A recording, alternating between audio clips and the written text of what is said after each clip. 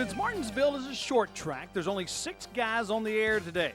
Alan Bestwick and Barney Hall will be in the booth. Joe Moore will be high above turn 3, while Marty Snyder, Winston Kelly, and Jim Phillips will roam the pits. Guess mic check 1, 2, 4, 5. Got it? It's 10 a.m. on race day, and the MRN crew are in pre-race mode. So Jim will be in the number 1 spot with Mr. Stewart. It's now 10:40, and the pre-race production meeting has started. Airtime is 12:30. The race starts at 1, so these guys plan out the first half hour of the show, which means they have to do their homework.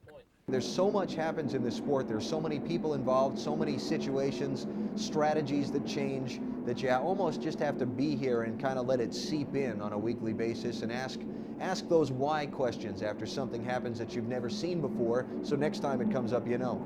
The voice of NASCAR racing. The drivers and teams of NASCAR Winston Cup Series racing have come to Martinsville, Virginia for the... By 11:15, Allen's day in the booth is underway as he records the race open. Speedway. Martinsville is the circuit's smallest and slowest track, but don't be misled. And here they come down the pit lane. About a half hour later, it's time to get the pit guys wired up. Check, check, check. And we put all of those guys except our booth guys on wireless gear. They transmit a signal back to our production trailer where it's mixed down to a single signal, and it's sent over to our satellite trailer. And our satellite then uplinks it from site. And we coordinate that, put it all together, send the signal out, and have it self-contained right here from the racetrack. And on this Sunday, MRN will broadcast to 490 stations in all 50 states. We are just about set to go racing at Martinsville in the Goodies Body Paint 500 Motor Racing Network, here to bring you live coverage of the 8th event of the NASCAR Winston Cup Series season. The field beginning to roll from pit road out onto the half-mile racetrack. Cars are off and rolling. That means all the prep time is over. All the setup is done. It's time for our MRN boys to go to work. We are set to go. Pace car is on pit road. Here comes the field for the 8th race of the season, down for the start.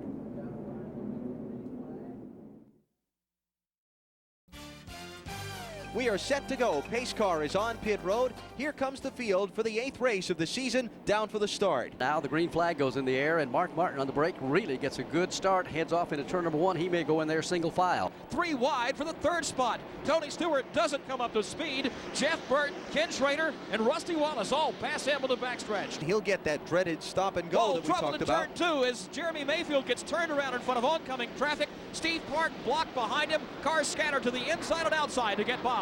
Now let's go down to Jim Phillips. Update on Tony Stewart. We told you he lost several positions on the first lap. What happened to Tony is he came down in turn 1. The car was extremely loose. Yeah, you never get a chance to get the lap back. And here at Martinsville, that kind of multiplies trouble itself. off turn 2. John Andretti spins in front of oncoming traffic. His Pontiac rolls down to the inside of the racetrack. Everybody goes wide to get by him. While they race in line, let's check on what happened to Bill Elliott that brought about the unscheduled pit stop under the green a moment ago.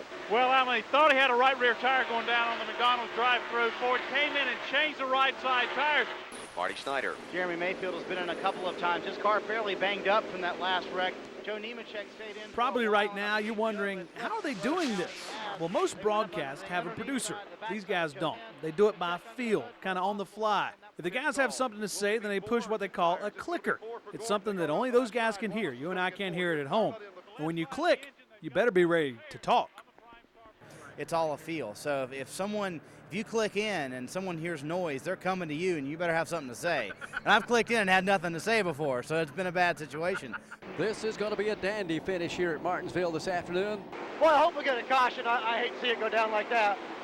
That's Frank Stoddard. So we could be seeing or setting up for a sprint to the win here this afternoon. Let him race for it. Andretti has the advantage, diving into turn 3. Nice job by Sterling Marlin to give the leaders room to race. Andretti clears Burton off turn 4. Burton wiggles once more. John Andretti leads for the first time all day with 3 laps to go. And John Andretti on his way to the win. He spun out early in the race, lost a lap, made it up, came through the field and closed from 2.8 seconds behind at 19 to go to win at Martinsville. John Andretti takes the Goodies Body Paint 500. What a celebration on pit road for the Petty team.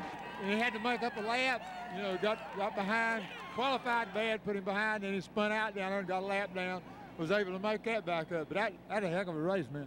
Richard Petty, Petty Enterprises, and John Andretti go to victory lane.